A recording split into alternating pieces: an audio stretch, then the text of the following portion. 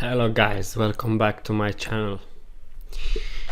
Today we were going to continue the discussion around democracy because democracy is really important these days. Of course, American rhetoric around democracy is sometimes too populistic. Yeah, they export democracy with the gunfire. What we believe in is in the value of democracy per se. Democracy, for me, Master of Arts in Political Science from top program in political science in the world. I studied at Central European University, which is financed by George Soros and was very high in the QS rankings and Shanghai rankings when I finished in 2015. For me, this topic of democracy will always be important. So what we will talk today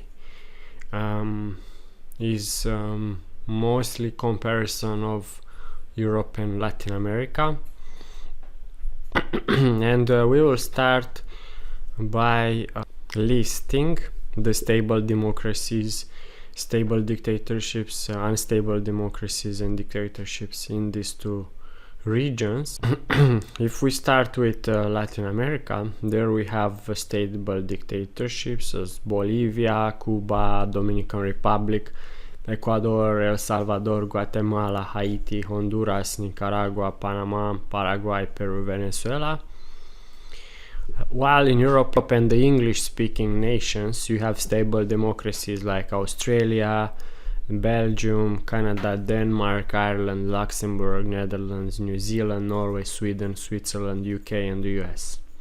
Okay, and between these two extremes we have the unstable democracies and dictatorships in both Europe and Latin America, and let's list some: Albania, Austria, Bulgaria, France, Germany, Greece, Hungary, Italy, Poland, Portugal, Romania, Spain, Russia, Argentina, Brazil, Chile, Colombia, Costa Rica, Mexico and Uruguay.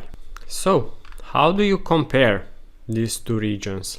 So you have the European stable democracy, you have the Latin America stable dictatorships, and everything in between. So there are some nice studies out there who measured, for example, how many telephones per 1,000 persons, how many radios per 1,000 persons, how many newspapers copies per 1,000 persons. So let's read now some statistics. So in European stable democracies were maximum 400, so 4 out of 10 people had a telephone. Okay, in European dictatorships, okay, so moving from, let's say, Belgium to Austria, you had half, max 2 person in 10 had a telephone, right?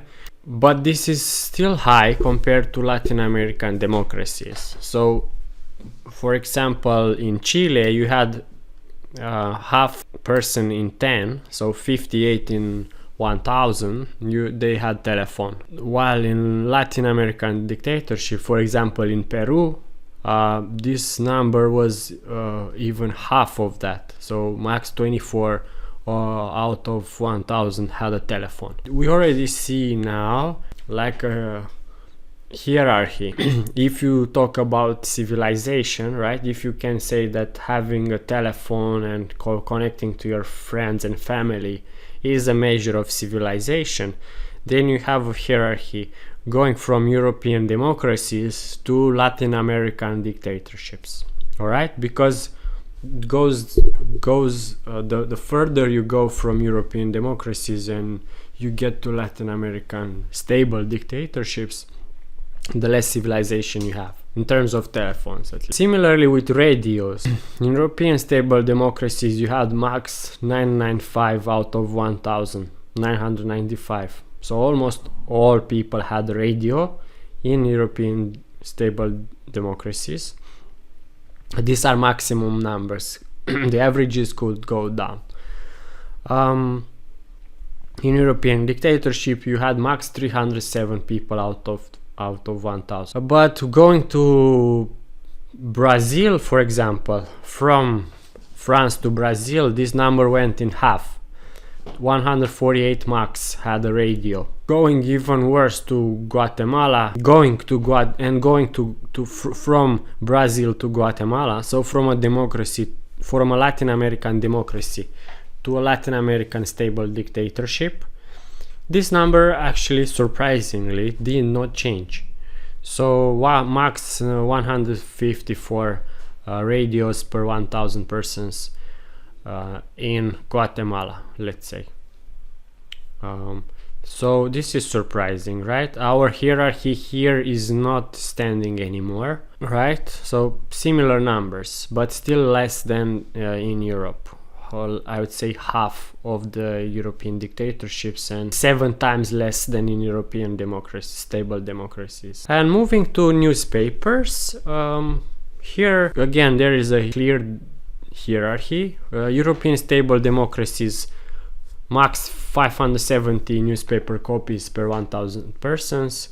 Moving a bit lower to European dictatorships, so moving from the UK to Germany, you move from 570 to 390, so 1/4, let's say 25% less number of newspapers. And crossing the Atlantic Ocean to Argentina, which is a Latin American democracy, goes down a bit to 233, and then to El Salvador moves to half, around 111 newspaper copies per 1000 persons.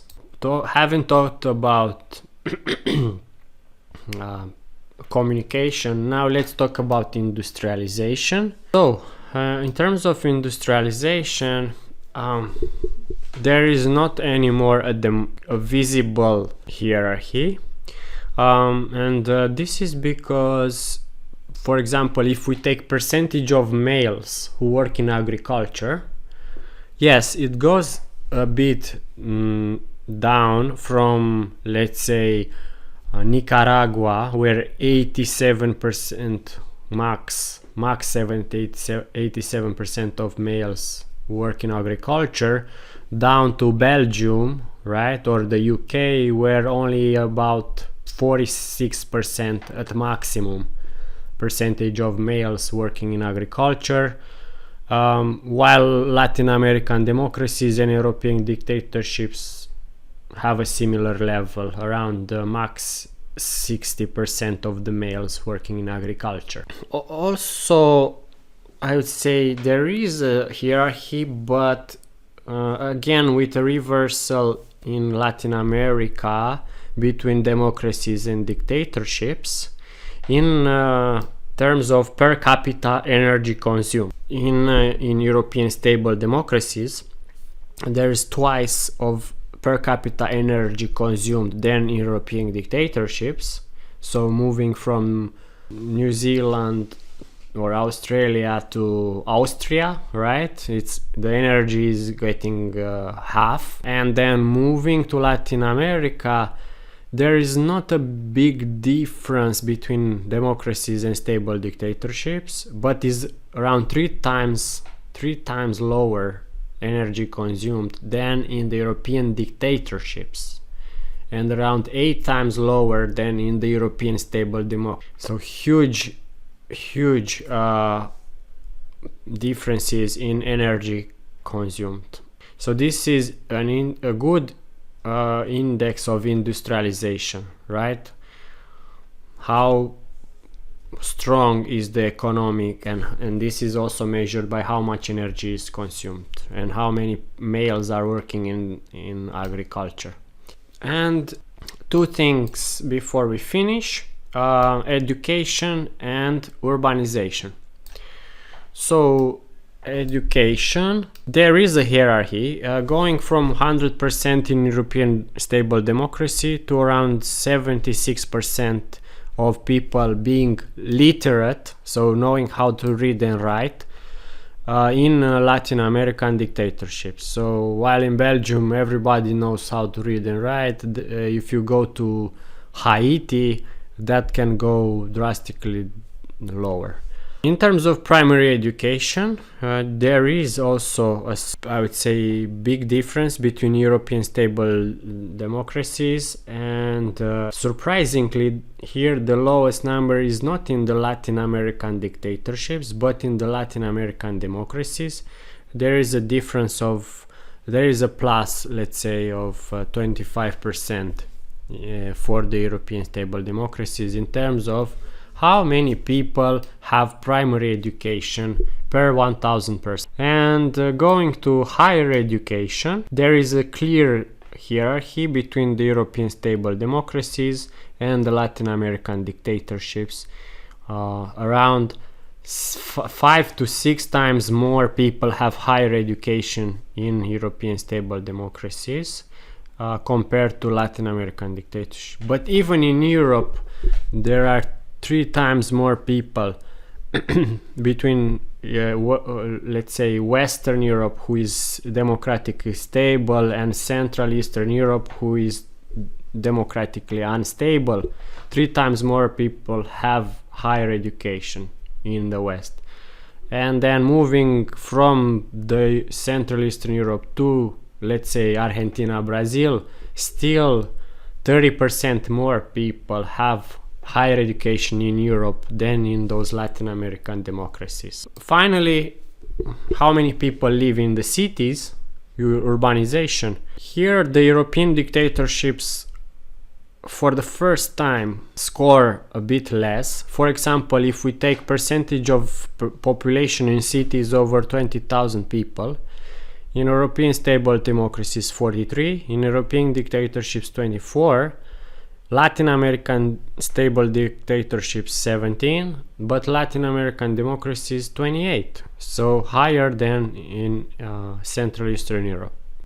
And a similar trend across the line in population in cities over 100,000 and population in metropolitan areas, right? So Latin American democracies have a plus there. I think history of Argentina, for example, was urban much earlier than Central Eastern Europe. Thank you very much for your attention. If you like this type of videos and podcasts, please subscribe, follow, comment, share. Thank you very much. See you. Bye bye.